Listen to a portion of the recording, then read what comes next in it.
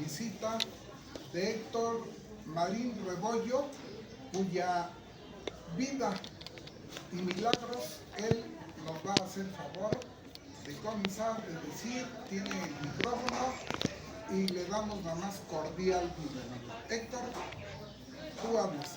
Muchísimas gracias, Raúl. Agradezco en primer lugar a ti esta invitación tan importante para mí y al Centro Toluqueño de Escritores a quienes respaldamos en su lucha por la permanencia en este lugar y en este combate de muchas décadas que hemos presenciado y en las que a veces hemos participado. Bien, la idea de esta mañana es recordar la obra de un hombre que desde mi punto de vista es un gigante de la cultura y de la política. No todos están de acuerdo, para empezar. El tema es Vicente Lombardo Toledano y la segunda parte de esta charla será los peligros que tiene México y América Latina con la presencia de Donald Trump en la presidencia de los Estados Unidos de América. Bien, en la primera parte de la charla, yo quisiera reafirmar lo primero. Con Raúl hemos platicado a veces, en algunas ocasiones, acerca de esa controversia que hay acerca de la personalidad de Vicente Lombardo Toledano. A Vicente Lombardo Toledano se le ama o se le odia, no hay más. Hay quienes darían su vida por él, pero hay quienes lo detestan. Y hay gente del propio sistema político mexicano que trata de ocultar su obra a como dé lugar. Y hay gente que lo defiende como yo, porque conozco su obra. A los que lo detestan y lo atacan, yo les quisiera preguntar siempre qué han leído de Vicente Lombardo Toledano. Bueno, Vicente Lombardo Toledano nació en Teciutlán, Puebla, de una familia rica. Al principio su abuelo era industrial, vino de Italia. Luego su padre también fue rico, de una familia pues no poderosísima, pero sí con recursos económicos suficientes en Puebla, de tal manera que Lombardo tuvo la posibilidad de venirse a estudiar a la Ciudad de México, a la Escuela Nacional Preparatoria. Hay mucho que decir acerca de sus estudios y en su desarrollo en la Escuela Nacional Preparatoria. Recuerdo haber leído cuando él prácticamente es contemporáneo del estallido de la Revolución Mexicana y dice: yo nací cuando nació la Revolución Mexicana, nacía la conciencia política cuando vi estallar la Revolución Mexicana. Él la estudia y es uno de los fenómenos históricos que más profundiza Vicente Lombardo Toledano. Ustedes saben que hay un montón de historiadores, decenas, centenares de historiadores que hablan sobre la Revolución Mexicana, pero Lombardo Toledano la estudió desde un punto de vista científico. No es anecdotario el que hace de la Revolución, hace un estudio profundo, analítico, de acuerdo a las categorías del marxismo. Para esto debo decir que Lombardo Toledano, pues lógicamente, estudió en los libros que había unas traducciones malísimas, decía él mismo, de las obras de Carlos Marx y de Engels. Pero cuando tuvo la oportunidad de ir a Nueva York, consiguió y compró libros en el idioma inglés que él dominaba perfectamente. Lombardo manejaba unos 6 o 7 idiomas, incluso el náhuatl. Y entonces aprende con profundidad las tesis del marxismo. Y Lombardo no actúa igual que los miembros del Partido Comunista Mexicano. Él nunca fue parte o militante del Partido Comunista Mexicano. ¿Por qué? Porque siempre dijo que estaban equivocados, no en los principios, no en las ideas, no en el programa, estaban equivocados en la táctica. Es decir, cómo concebir, por ejemplo, al gobierno de México, o cómo concebir a la Revolución Mexicana. Y Lombardo Toledano, contra lo que decían los del Partido Comunista Mexicano, que fue fundado por un Manavendra Nath Roy de la India, Lombardo Toledano no se inscribe en el Partido Comunista, sin embargo se lleva bien, se conoce con los grandes militantes, algunos héroes del comunismo mexicano, como Valentín Campa, como Revueltas, sobre todo Revueltas. Es decir, para mí el más destacado de los miembros del Partido Comunista es José Revueltas, además de escritor y brillante dramaturgo y catedrático y brillante luchador, estuvo en el 68. Y toda la familia. Sí, toda la familia Revueltas es brillante, músicos, poetas. Sí, así es. Así es. Bien, entonces la vida de Lombardo Toledano transcurre en la Escuela Nacional Preparatoria primero, luego pasa a estudiar Derecho y Filosofía en la propia Universidad Nacional de México. Obvio, todavía no es autónomo. ¿Okay? A Lombardo Toledano cuando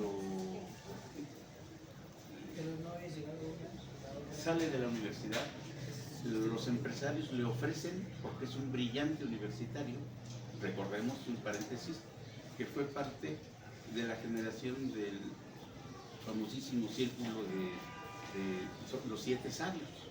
Lombardo Toledano, siendo estudiante de la universidad, es catedrático de la propia universidad.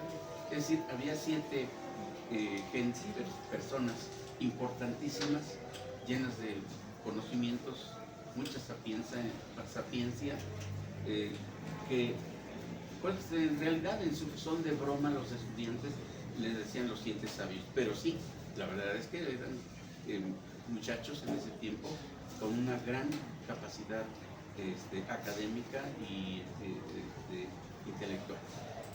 Bien, Lombardo Toledano es llamado por los empresarios para que dirija sus empresas, no acepta. Posteriormente incluso le ofrecerán la universidad, la rectoría de la Universidad Nacional de México, no lo acepta. ¿Por qué? Porque Lombardo se comprometió desde muy joven a trabajar en el movimiento obrero y encontró precisamente en la CROM con Morones, el fundador de la Confederación Regional Obrera Mexicana, encontró que podía entrar en contacto con los obreros. Pues entrando en contacto con los obreros, prácticamente encuentra la tarea fundamental de su vida, que es entregarla toda al servicio de la clase trabajadora, y empieza a estudiar su situación, la situación de la clase obrera de México. Ese estudio profundo en el aspecto económico, en el aspecto político, en el aspecto social, en el aspecto sindical, le hace ver que el sindicalismo mexicano está muy equivocado. Con Morones no va a ninguna parte. El sindicalismo mexicano es un sindicalismo de entrega, es un sindicalismo patronal, es un sindicalismo que no va a resolver los problemas nacionales. Y entonces se parte la CROM, hay un enfrentamiento muy fuerte entre Luis Napoleón Morones y Lombardo, corren a Lombardo, y Lombardo funda con la mayoría de los sindicatos la CROM depurada. La famosa CROM depurada se va a convertir posteriormente en la Confederación de Trabajadores de México. Eso es un paso fundamental del sindicalismo mexicano, porque la fundación de la CTM original es brillante, es grandiosa, porque no es cierto, contra lo que dicen muchos historiadores equivocados, que le ordenó Lázaro Cárdenas a Lombardo: ve y funda la CTM. Jamás. Lombardo actuó por su cuenta. Lombardo tenía un grupo de sindicalistas brillante que le permite, independientemente del gobierno, fundar la Confederación de Trabajadores de México. Y luego, lógico, cuando está Lázaro Cárdenas en funciones, pues viene, por ejemplo, la expropiación petrolera. Y ahí está el movimiento obrero en apoyo a Lázaro Cárdenas. Entonces, los equivocados historiadores dicen que Lombardo obedecía las órdenes de Lázaro Cárdenas. Lo que pasa es que en realidad Lázaro Cárdenas y Lombardo Toledano estaban de acuerdo en muchos puntos de vista. No estuvieron de acuerdo en uno, se los voy a decir, permítanme un trago de agua. Lázaro Cárdenas veía un grave peligro que estuviera, porque había obreros y campesinos originalmente en la CTM. Lombardo Toledano había juntado obreros y campesinos en la CTM. Entonces, ¿qué hizo Lázaro Cárdenas? Ordenó crear la central de campesinos de forma independiente, lo que después se convertiría y fue del PRI la Confederación Nacional Campesina. Esa confederación la separó Lázaro Cárdenas y dejó solo a los obreros en la CTM. En este momento no recuerdo el nombre al que le dio la comisión Lázaro Cárdenas, allí sí ve y funda la CNC. Se fundó la CNC, que después, insisto, se afilió al PRI. Bien, quiero referirme a la historia del movimiento obrero porque es muy importante todo lo que la CTM hizo en los años en que Lombardo Toledano fue secretario general. Es impactante. Si estudiamos la historia del movimiento obrero, los contratos colectivos de trabajo, la formación de sindicatos, la consigna de Lombardo era: en cada empresa un sindicato, en cada empresa un sindicato, donde se abra una empresa, allí debe haber un sindicato. Y llevó al derecho y al movimiento obrero y a la Cámara de Diputados y al Senado, en consecuencia, a que el derecho mexicano tuviera una enorme cantidad de leyes que favorecían a los trabajadores. No existía, como ustedes entienden y saben, no existía ningún beneficio durante la Revolución Mexicana para los trabajadores. Al contrario, había balas, había látigo, había toda la represión de la que nos pudiéramos imaginar. ¿Qué pasa con la CTM? Pues la CTM empieza primero con los contratos colectivos de trabajo, con la jornada laboral, con las horas extras, con las vacaciones. Es decir, el movimiento obrero. Aquí la derecha no nos ha regalado nada. Todos los beneficios de maestros, obreros, campesinos, los ha logrado la izquierda, de la que Raúl se mencionaba hace rato. La derecha no ha hecho nada por los trabajadores. La derecha, si ha hecho algo, lo ha hecho a favor de los gerentes, de los empresarios. Explotar, obvio. Es su papel, es su función. Pero la izquierda y la gran organización en su tiempo de la CTM fue precisamente luchar por todo esto que está igual y mucho más, la vivienda, ¿sí? Los préstamos, no existía el seguro social, tampoco existía el ISSSTE, tampoco existía, como hoy existe en el Estado de México, el ISEMIN, y en muchos estados los institutos estatales de salud para beneficio de los trabajadores. Eso lo ha logrado las ideas de la izquierda, y en todo eso ha estado presente el pensamiento de Vicente Lombardo Toledano. ¿Por qué deja Lombardo Toledano la CTM? Lombardo Toledano deja la CTM por una razón fundamental. Está ya la Segunda Guerra Mundial, y entonces el fascismo, que está asolando Europa, tiene un campo fértil en América Latina. Aquí en Argentina, aquí en Uruguay, llegaban muchos nazis. En Chile, llegaba el presidente de Chile hoy, es un hijo de un nazi prófugo de Alemania. Entonces llegaron muchos nazis acá, y el maestro Vicente Lombardo Toledano tuvo la idea genial, y la califico de genial por esto, porque en toda América Latina, desde Washington, desde Estados Unidos hasta Cabo de Hornos, fundó sindicatos, confederaciones, federaciones, etcétera, de trabajadores obreros, y eso casi nadie lo sabe. La Confederación de Trabajadores de América Latina, la famosa CETAL, fue combatida por el imperialismo norteamericano en forma brutal. Pero antes, la organización de la CETAL llena páginas y páginas y páginas de viajes, conferencias, debates, etcétera, de Vicente Lombardo Toledano con los nazis de México y de toda América Latina. Denuncia, hay libros completos donde están incluso los nombres y direcciones de los nazis que trabajaban en Brasil, en Argentina, en Uruguay, en Bolivia, en Estados Unidos, en México, aquí. Recuerdo que en un mitin en la arena, en la Ciudad de México, él, ante miles de trabajadores, le presenta al gobierno de México la lista de los nazis que están trabajando aquí para socavar, porque pensaban que iban a ganar la Segunda Guerra Mundial. El Partido Acción Nacional, que fue fundado por uno de los 7 sabios, Gómez Morín, pensaban que iban a ganar nazis la Segunda Guerra Mundial, se equivocaron.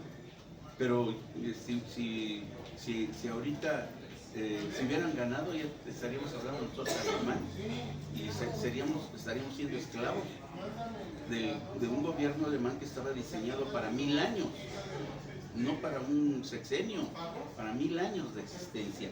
Y Lombardo Toledano enfiló todas sus baterías, toda su energía a combatir al fascismo.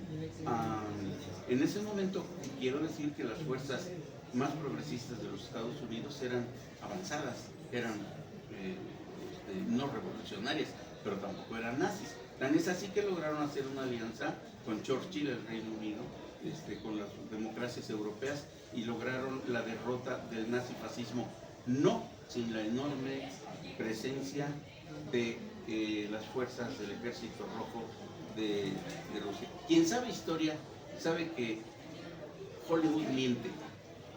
Las peliculitas que vemos ahí de Rambo y esos payasos simplemente es una basura. La guerra la ganaron los aliados, entre ellos Estados Unidos, sí, pero quien más muertos puso fue la Unión Soviética. Más de 30 millones de soviéticos dieron su vida, además de los que arrasaron los nazis en el propio territorio ruso. Fue brutal el desgaste de Rusia en esa Segunda Guerra Mundial. Y ahora Donald Trump nos quiere engañar diciéndonos que los Estados Unidos salvaron a Europa. No es cierto, ¿sí? Los Estados Unidos se aprovecharon de la victoria de la Unión Soviética para quedarse con el mundo e imponer la moneda el dólar como moneda en lugar del oro en Bretton Woods en San Francisco o cerca de San Francisco. Y a partir de allí viene la hegemonía de los Estados Unidos. Con la Segunda Guerra Mundial y la victoria de los aliados, hábilmente Estados Unidos se coloca como líder de las disque democracias occidentales, y surge de inmediato el enfrentamiento y la Guerra Fría, el enfrentamiento con la Guerra Fría y la Unión Soviética. Bien, en ese contexto es cuando en México, que ha venido teniendo gobiernos progresistas avanzados, unos más, otros menos, llega Miguel Alemán a la presidencia de la República. Y Miguel Alemán, en lugar de hacer avanzar la Revolución Mexicana, ¿en qué sentido? Por ejemplo, había que repartir más tierra, acabar con todos los latifundios, había que crear el Seguro Social, el ISSSTE, etcétera, etcétera, que ya he dicho.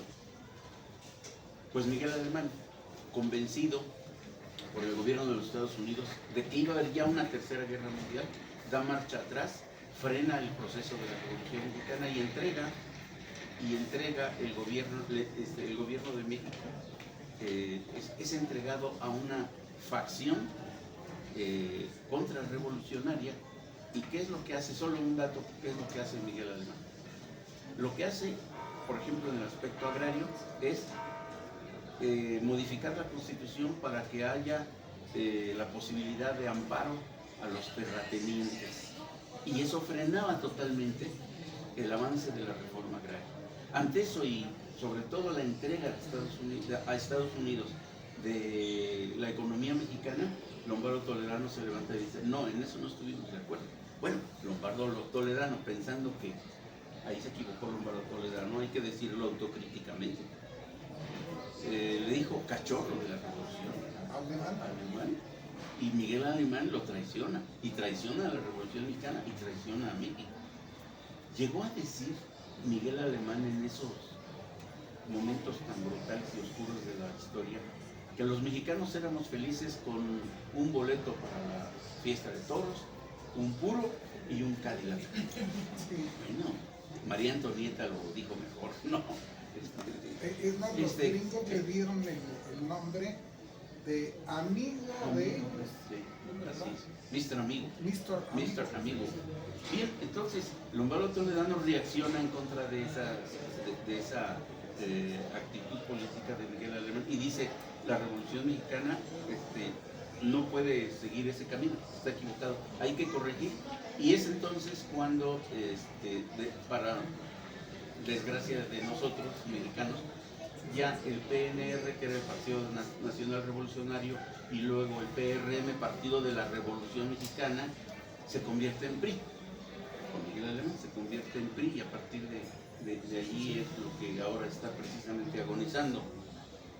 Bien, Lombardo Toledano entonces decide, no puede seguir esto así en México y por lo tanto tenemos que fundar un partido diferente, un partido que sea un partido popular, y surge el 20 de junio de 1948 en un salón simbólico que se llama Amanecer, en la colonia Roma, en la Ciudad de México. Surge el Partido Popular, un partido amplio, un partido que no era comunista, que no era marxista, pero que tenía en su seno todo tipo de clases sociales. Había obreros, campesinos, intelectuales. Los fundadores del Partido Popular Socialista son Diego Rivera, por ejemplo, artistas, intelectuales, escritores, Mansi Isidor. Lombardo era la cabeza, pero tenía 400 personas que lo apoyaban y que lo impulsaban. Y bueno, pues se funda el Partido Popular con un gran programa. ¿Cuál era el programa? Pues el programa era cumplir lo que había prometido la Revolución Mexicana.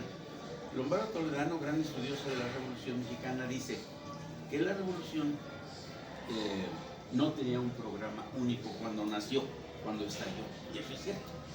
No había un programa así. ¿Qué dijo Madero? Sufragio efectivo, no reelección. Frases así sueltas que después los vemos en algunos documentos escritos, sí. Zapata, tierra y libertad, aunque nunca dijo esa frase. Tierra, patria y ley o algo así, no me acuerdo de la frase. Ya después le pusieron tierra y libertad, pero bueno, sí, le compusieron la historia a Emiliano Zapata. No, era un gran luchador, igual que Francisco Villa, igual que todos los primeros revolucionarios que luchaban precisamente por tierra, por democracia, por pan, por salud, por educación para el pueblo. Y entonces Lombardo recoge ese programa del pueblo y lo plantea en el programa del Partido Popular. No se planteó desde el principio que fuera un partido marxista, un partido comunista, no, era un partido popular. Y se hace la campaña del 58, y muy brillante. Bueno, pero quiero decir que Lombardo calificó este proceso de la Revolución Mexicana, es bueno el momento para definirla. Yo decía hace rato, pues muchos han estudiado la Revolución Mexicana, han dicho barbaridades de la Revolución Mexicana, ¿no? Bueno, la Revolución Mexicana es un fenómeno importantísimo en América Latina. Si nosotros revisamos todo lo que dicen en América Latina, escritores, políticos, etcétera, a la Revolución Mexicana y a México le tienen un gran respeto. ¿Por qué? Porque en América Latina, en el resto de países del sur, hubo revoluciones de independencia y algunos hicieron algunas pequeñas reformas liberales, pero una revolución como la mexicana no la hicieron, ni la han hecho. Tal vez la cubana un poco Perú, un poco Bolivia por la reforma agraria cuando mataron a Che, pero en otros países no ha habido revolución mexicana. Y el propio García Márquez nos decía que cómo quisiéramos haber tenido un movimiento como ese en Colombia para impulsar la reforma agraria y la industrialización del país, etc. Lombardo Toledano, en síntesis, califica a la Revolución Mexicana como un movimiento democrático burgués. No es una revolución socialista, como algunos se han equivocado, que la revolución traicionada, dicen los trotskistas. No es cierto. La Revolución Mexicana no fue un movimiento de la clase obrera. Para que haya un movimiento de la clase obrera se necesita la clase obrera. Y con Porfirio Díaz, pues la clase obrera era muy poca, muy corta, era muy poquita. Los obreros de Río Blanco, la guerra la Cananea, aquí en México había muy pocas empresas textiles, pero en fin. Entonces, si no hay obreros, ¿cómo puede haber una revolución obrera o democrático obrera como la de Rusia, ¿no? Entonces la Revolución Mexicana tiene ese carácter democrático burgués. Porque ¿quién la dirigía? ¿A qué clase pertenecía Carranza? ¿A qué clase pertenecía Madero?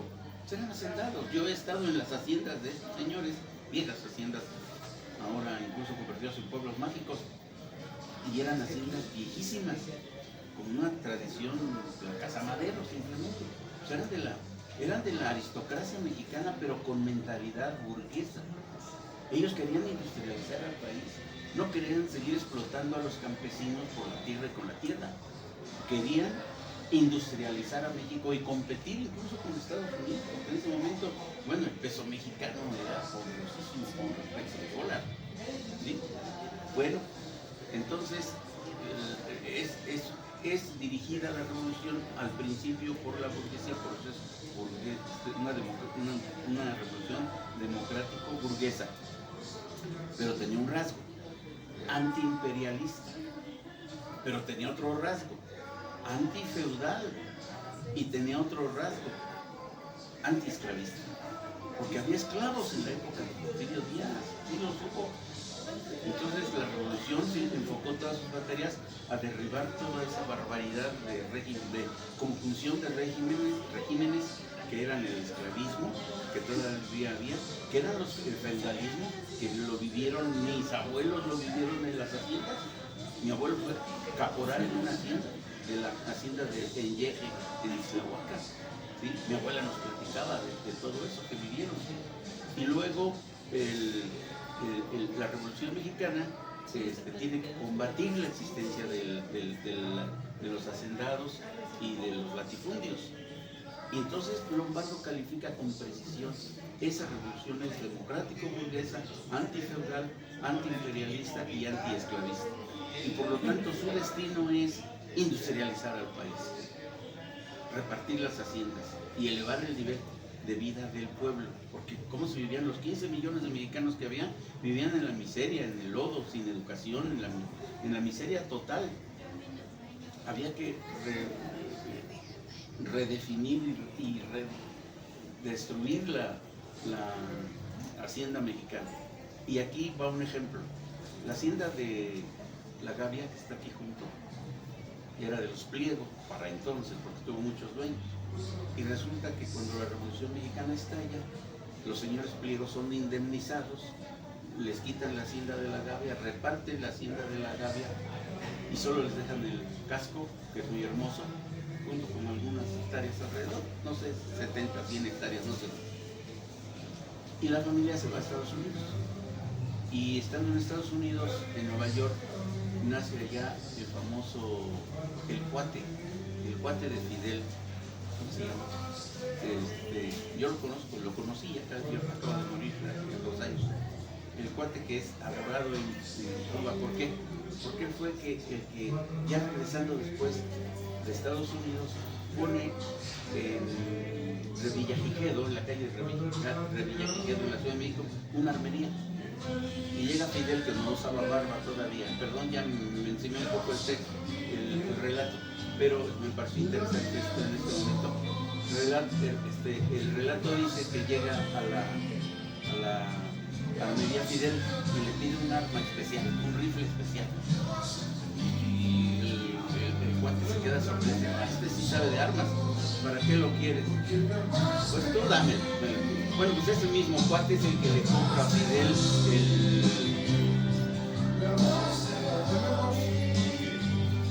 fondo musical con el de jazz.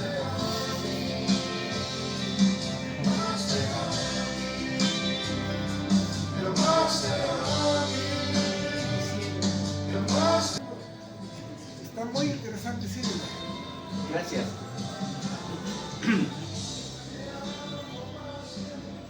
Perdón, pasó un cantante popular con un aparato de sonido en una silla, en un carrito, su micrófono, cosas de la modernidad. Decía yo que entonces el cuate, se me va a decir un nombre en este momento, perdón, querido amigo, estés donde estés, le consigue a Fidel armas, pero le consigue también el Granma. Él es el que lo trajo de Miami, el barco, y en ese barco, el 25 de noviembre, Fidel y los 80 guerrilleros parten rumbo a Cuba.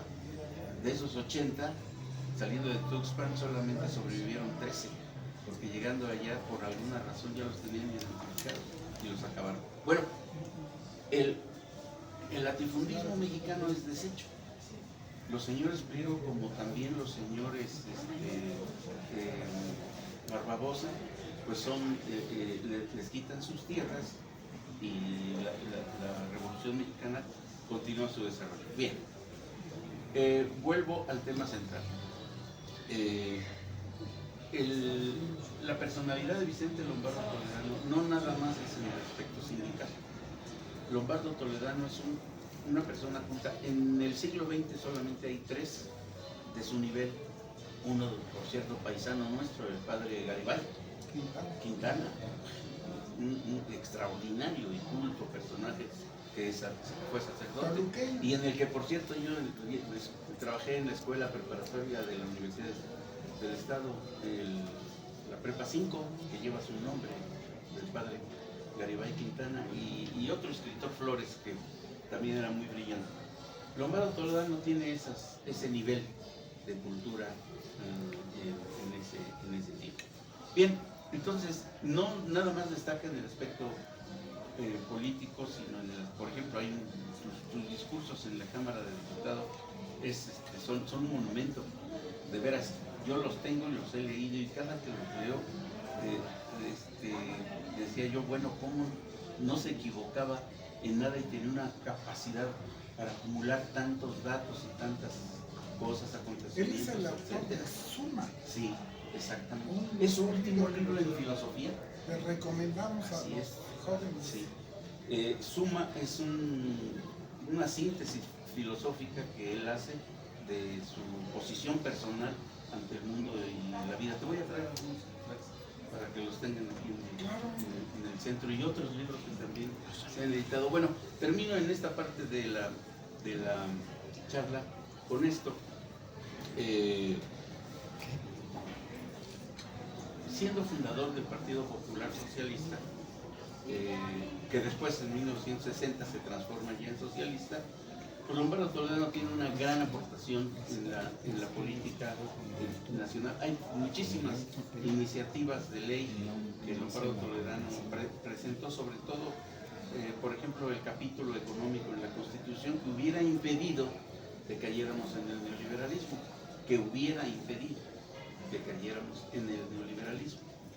Sí, como el hubiera no existe, entonces ahí quedó. En la Cámara de Diputados nunca se dictaminó el proyecto, pero si revisamos esa iniciativa de ley, ahí estaba la salvación del país. Obvio, la burguesía mexicana sabía lo que quería y por dónde iba. Tarde o temprano tenía que darse el momento de la llegada al neoliberalismo, y bueno, no quisiera yo extenderme más en ese aspecto de maestro Vicente Lombardo Toledano. Si hubiera otra posibilidad y otra ocasión de platicar sobre otras cosas mucho más amplias y profundas porque es una vida riquísima. Sí, y como dije al principio, unos lo odian y a Lombardo se le ama o se le odia. Sí. Y hay algunos que lo odian, pero lo odian con odio jarocho. Y hay otros que lo entienden, incluso gente de la intelectualidad mexicana que lo reconoce. Una vez estuve yo aquí con Gabriel Z. Moll, toluqueño ilustre, y estaba su tío, estaba su tío Uribe junto a él, me lo presentó y le dijo: mira, tío, Héctor es militante del partido de Vicente Lombardo Toledano, del PP. Se paró el doctor Uribe, se puso de pie y saludó así: Lombardo Toledano, no, Lombardo Toledano es otra cosa. Fue mi maestro en la Facultad de Derecho. Entonces, no, tenía una gran personalidad Lombardo Toledano, además de que tenía una gran cultura. Bien, yo quisiera, si Raúl nos lo permite, sintetizar en unos cuantos rasgos la cuestión tan difícil que está viviendo él, porque esta plática inició con Trinchera Lombardista. ¿Qué es Trinchera Lombardista? Trinchera Lombardista es un periódico que hace mi partido, el Partido Popular Socialista. Ese periódico surgió hace poco tiempo. En el PP se ha habido muchos periódicos, muchas revistas, muchos impresos. Pero trinchera surge precisamente en esta etapa tan difícil del gobierno que estamos viviendo en la historia de México. Pero lo que hemos vivido en los últimos días es vital. Nunca pensamos nosotros, o pensé yo, que pudiéramos vivir lo que hizo Trump hace unos días. Exacto. Entonces, lo que ha hecho en el gobierno de los Estados Unidos, solamente voy a decir algunos postulados que espero poder desarrollar después con amplitud y que pudiéramos discutirlo entre muchos políticos, escritores, poetas, etcétera, en Toluca y en México y en todos lados. Héctor, aprovechando el artículo de ayer, que por cierto pasó aquí mi amigo Ángel, trata sobre cómo es posible que una humanidad insensible vea como natural lo que debía enardecernos. Eso puedes estar o no de acuerdo con un gobierno, puedes odiar incluso la forma de gobernar, Sí. pero no puedes meterte nunca Sí. a ese país, nada más. Sí. Aquí, exactamente por eso, en los postulados que yo voy a presentar aquí, nada más que te digo que, y esta es la posición del Partido Popular Socialista y mía en lo personal, el crimen de Estados Unidos contra Venezuela rompe de tajo completamente el derecho internacional. Esto lo dicen todos los escritores, políticos y demás que no se agachan ante Trump. La Carta de San Francisco, que costó tanto trabajo y que fue producto de los muertos de la Segunda Guerra Mundial, ha resultado hecha trizas con la actitud de este hombre que no entiende absolutamente de ninguna cuestión de derecho. ¿Qué crees, Héctor? Sí. Me desayuné ayer con que ya no les vamos a mandar petróleo a Cuba. ¿Será cierto? No es cierto. Ayer mismo la presidenta surgió, yo vi la noticia y me espanté. Venezuela vivía gracias al petróleo Cuba vivía gracias al petróleo que Venezuela le aportaba. Y lo poquito que México le mandaba. Porque siempre la ha tenido presionada Sheinbaum para que no ayude a Cuba. Sin embargo, al romper totalmente con los nexos con Venezuela, Estados Unidos la quiere ahogar. Entonces, la presidenta ha dicho, por humanidad, por un elemental sentido humano, vamos a hacer el ¿Qué crees? ¿Qué crees? Vamos a Yo dar el estoy en petróleo. contra de la derecha total, pero en la mañanera siempre salen los errores que comete la izquierda. ¿Quién sabe cómo se llama la sección? Las mentiras. Pues me ha salido a fuego graneado. He titubeado mucho la presencia. No hay el reportero que le pregunta, y ella por primera vez la veo, que manda el asunto a Petróleo, siendo que ella es la presidenta. ¿Qué crees? Hoy estaba sonriendo porque habló con Trump.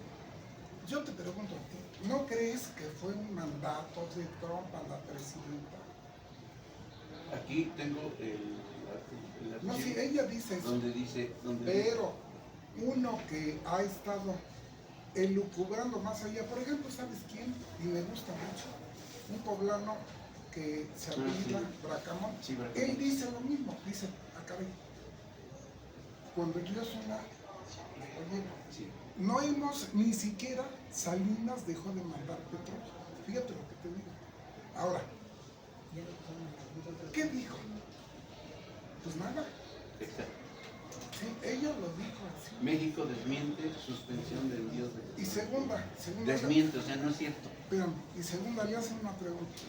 Dice, entraron dos automóviles a Palacio y salieron, ¿quién iba?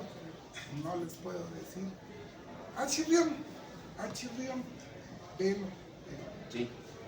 Los periodistas, nos decía don David Alvarado, deben de ver más allá. Y entonces tú, yo soy de echando a morir.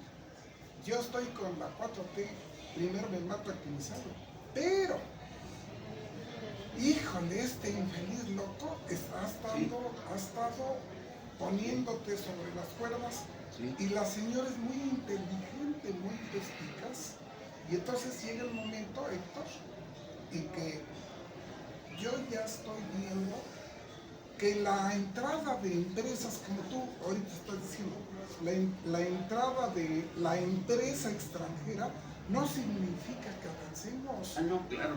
Es lo que decía, fíjate, aunque sea del PRI, fue un señor López Mateos, vamos a acercar, No, claro, que fue un señor, ¿no? vamos a acercar al productor, al consumidor, pero síguele. Sí. Es que yo quedé muy impresionado con esto de que van a ahogar a Cuba. Sí, la quieren ahogar. La quieren y ya lo están logrando. Y el hecho de quitarle, repito, la posibilidad de que llegue petróleo venezolano ¿Y mexicano? ¿cuál sería la presión más importante de Trump en este momento? Obligar a Sheinbaum a no enviar petróleo. No habría electricidad. Sin petróleo no hay electricidad. ¿Con qué mueves las termoeléctricas? Exacto. ¿Sí? Entonces es brutal lo que está viviendo Cuba. Ayer estuvimos en el evento de Martí, estuve en el aniversario de la muerte de Martí en el Centro Cultural Martí en la Ciudad de México y comentábamos con embajadores, amigos y políticos esa brutal presión que está haciendo Trump para obligar a México a no enviar ni una gota de petróleo. Eso significaría el ahogamiento de Cuba. Bien, se está yendo a fondo Trump con sus políticas represivas. ¿Por qué? Porque, bueno, creo que antes de plantear el por qué, debo decir el siguiente planteamiento. Lo que hizo Trump nos puede llevar incluso a los prolegómenos de una tercera guerra mundial, porque nos está arrimando a que China haga lo mismo, Rusia haga lo mismo, India haga lo mismo, Birmania haga lo mismo y cada país haga lo que se le dé su maldita gana, perdón por la palabra gana, porque ¿cómo es posible que se meta a un país ajeno? Tú ya lo dijiste bien, Raúl. ¿Cómo es posible que se meta a un país ajeno y que vaya y secuestre al presidente de la República? Porque no fue un arresto, que no nos vengan con cuentos, no somos tontos. No es un arresto, es un secuestro de un presidente de la República. Es intocable, sea lo que sea. Podemos no estar de acuerdo con Maduro. Claro. Podemos no estar de acuerdo con Sánchez en España. Puedo no estar de acuerdo con Boric en Chile. Y no estoy de acuerdo con Boric en muchas tonterías que ha hecho este hombre, pequeño muchacho, que se ha equivocado en muchas cosas. Él le dio la entrada al fascismo, a la presidencia de Chile. Pero nadie puede ir por Boric así como fueron por Maduro. Es una afrenta contra el mundo y contra el derecho. Por esa razón, si China irresponsablemente dice voy por Taiwán, que es de ellos. Si ustedes conocen la historia, bueno, todos los que conocen la historia lo saben, Taiwán pertenece a China desde históricamente. Entonces China podría ir y apoderarse de Taiwán. ¿Qué ocasionaría eso? Es un enfrentamiento casi nuclear o seguramente nuclear contra Estados Unidos. ¿Sí? ¿Qué haría Rusia? Lo mismo. Y en otros países lo mismo. ¿Qué pasaría si ponemos, por ejemplo, misiles en la frontera en Tijuana, en El Paso? Pero no tenemos. No tenemos, pero podemos tenerlos. Sí. Cuba los tuvo en la crisis del 62. Bahía de Cochinos. Sí. Después de Bahía de Cochinos se armaron, los soviéticos trajeron cohetes y los pusieron. Y se armó la crisis espantosa, de tal manera que casi estuvimos a punto de la Tercera Guerra Mundial. Entonces lo que ha hecho Trump es una cosa irresponsable. Pero otra cosa más, no te preocupes, porque este asunto que no se toca, no sé por qué diablos, menos lo estás tocando, y qué bueno, porque lo que dice Héctor puede ser el prolegómeno de una guerra mundial, donde sí, a Dios mirarán todos. Sí, porque los efectos de una tercera guerra mundial es simplemente la desaparición de la humanidad. otro dato, Trump comete actos de guerra sin que estén aprobados por su Congreso, ni por la Cámara de Representantes, ni por el Senado. Nadie le ha autorizado a Trump a actuar como lo está haciendo. Entonces, eso es, además de ser ilegítimo, ¿qué significa? Que a Trump, su propio Congreso, le importa un cacahuate, un bledo, nada. ¿Y los Estados Unidos qué están haciendo? Bueno, sí están haciendo algo muy importante, lo vamos a decir al final. ¿Cuál es la ley de Trump? Manu militari. En latín eso significaba ve y mátalos, ve y secuéstralo, ve y asesina. Manu militari, nada de leyes ni nada que respalde, nada. Eso es precisamente sin ningún sustento jurídico y por lo tanto totalmente fuera de la ley. Eso lo tiene que concientizar Toluca y el país y todo el mundo, porque ¿cuál es el límite de Trump? Le preguntaron, ¿cuál es el límite de usted? Y dice, mi moral es la norma, mi moral. ¿Pero qué moral tiene Donald Trump? Ahí están los casos de corrupción, los casos de 34 delitos de este hombre debidamente documentados, que él mismo se auto perdonó, como perdonó a los 1000 y tantos criminales que quisieron tomar el Capitolio el 6 de enero del 24, y él llegó y los indultó, los perdonó. Bueno, ¿qué hizo con el más importante narcotraficante de Centroamérica o de América? Hernández, que fue presidente de Honduras, estaba condenado a 42 años de prisión, llegando, cuando iban a ser 3 días antes o 8 días antes de las elecciones en Honduras, lo liberó, lo indultó. La consecuencia, ganó la derecha en Honduras las elecciones. Bueno, entonces, ¿qué es la ley para Donald Trump? No es nada. Es un desafío total al derecho internacional, a la historia y al mundo. Para Donald Trump la ley no es más que ojo con lo que voy a decir. Y en esto están de acuerdo los más brillantes historiadores y politólogos consultados. Para Donald Trump la ley no es más que un obstáculo. Hay que derrumbar ese obstáculo. Eso es lo que está haciendo, destruyendo el mundo, y lo ha dicho. Yo soy un dictador. A veces se necesita un dictador. De este tamaño está la caradura de este hombre. Es increíble, verdaderamente impresionante. Bueno, ¿y a qué nos lleva todo esto? A que ha fracasado, desde mi punto de vista, el sistema capitalista ya. Venía ya, solamente vamos a mencionar un dato. En 1945, cuando surge las Naciones Unidas y Estados Unidos se apodera prácticamente de la hegemonía mundial capitalista, Estados Unidos producía el 45% del Producto Interno Bruto Mundial. Para 1975, Estados Unidos solamente producía el 25% de ese Producto Bruto Mundial. O sea, había bajado la mitad. Bueno, pues el año pasado, 2025, Estados Unidos produjo solamente el 18%, vean las estadísticas, el 18% del Producto Bruto Mundial. Y China, que antes ni figuraba siquiera en las estadísticas, el año pasado produjo el 17% del Producto Bruto Mundial. Es decir, en 5 años, calculan los economistas, que en 5 años China alcanza a los Estados Unidos y lo dobla desde el punto de vista económico. Ese es el problema. Entonces China está reaccionando ante esa realidad de que va a ser acabada la potencia norteamericana. Entonces está reaccionando. ¿Qué es lo que pasa con Estados Unidos? Que el famoso sueño americano, que pensábamos los mexicanos, ha estallado en 1000 pedazos. Que Estados Unidos está al borde de la guerra civil, al borde. Ya es insostenible en Estados Unidos la situación. Asesinatos, violaciones a la ley, ahorita en Minnesota, la situación en Minnesota está brutal, de veras brutal. Ya incluso ya hay movimientos armados como los estos, ¿cómo le llaman? Los negros, panteras negras. Los panteras negras.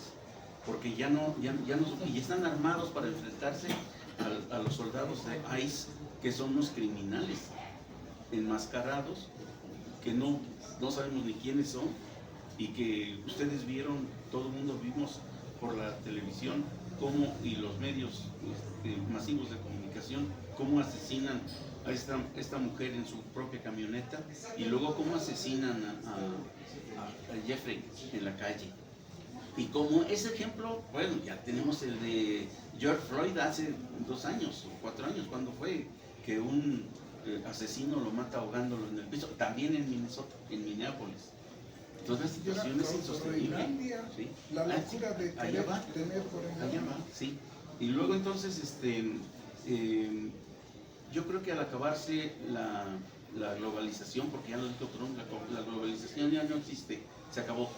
Bueno, incluso hasta el pacto, el famoso tratado comercial de México con Estados Unidos y Canadá corre peligro.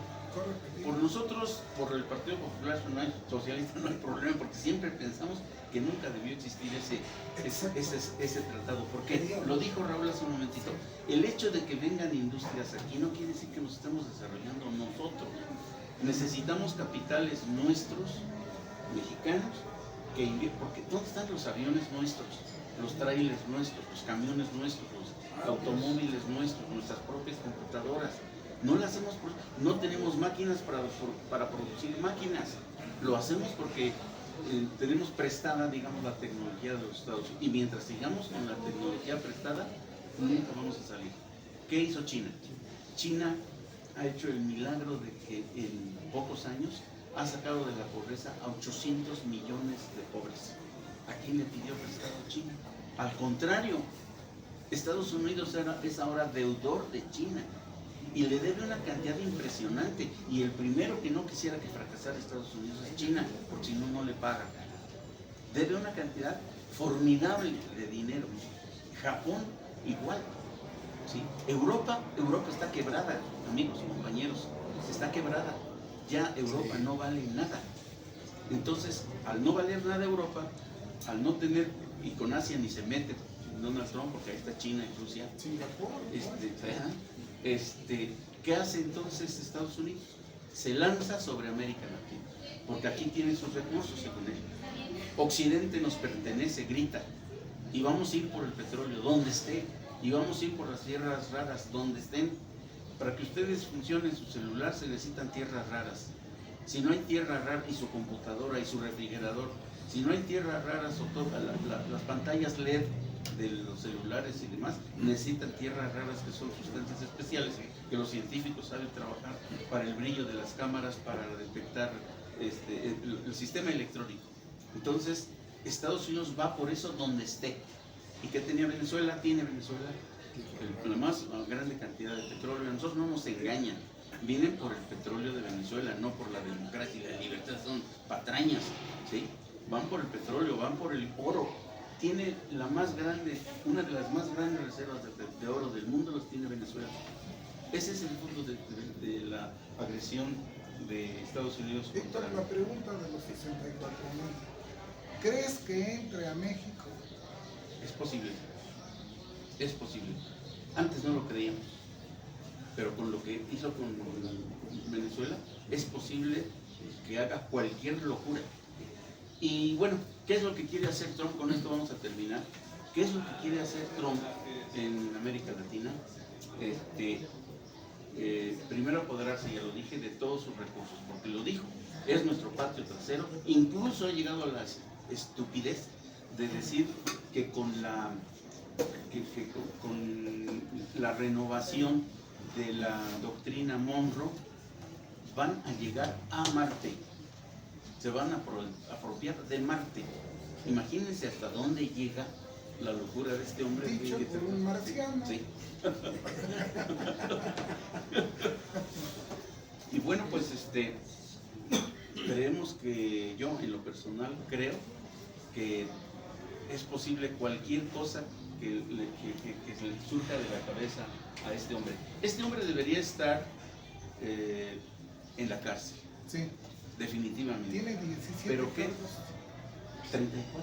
30, ya subió. 34 Y delitos. más los que se acumulen. ¿Y qué hay en el fondo? Termino. Hay en el fondo una derrota económica de Estados Unidos. La deuda, la poca producción de Estados Unidos. Bueno, Detroit, llegaba uno a Detroit y eran automóviles y fábricas de la Ford. De ahí salían las principales marcas de la Ford. No hay nada, compañero. Está desierto. Donde había antes autos, ahora hay basura. No hay nada. Y así cometió Estados Unidos el error de permitir que muchas empresas suyas se salieran de Estados Unidos hace 10 años. ¿A dónde se fueron? Se fueron a China, se fueron a Rusia, se fueron a Taiwán, a Singapur, un montón, América Latina. Ya no tiene la potencia económica, está derrotada. ¿Sí? Científicamente están derrotados, los chinos ya les dieron en la torre. Ideológicamente, peor. El debate ideológico lo ha perdido Estados Unidos. Y la política, la guerra política la está perdiendo ahora. Entonces la desesperación, lo único que le queda, en la desesperación, lo único que le queda es la guerra militar. Y es de lo que está haciendo uso para apoderarse del mundo, para espantarnos. Y yo no dudo, ya no lo dudo, de que en cualquier momento pueda lanzar, no contra el pueblo de México, pero sí contra lugares seleccionados para fingir que ahí está el narcotráfico, inventando que están los delincuentes y que hay que matarlos y que hay que acabarlos y que son terroristas y que la presidenta se deja manejar por terroristas y demás. Bien, pues ese es mi mensaje, esa es la situación que yo veo en el mundo y les agradezco mucho su presencia y gracias a Raúl. Ya no hay más porque estuvo candente, brillante y bien. Los esperamos el próximo jueves. Muchas gracias. Un aplauso.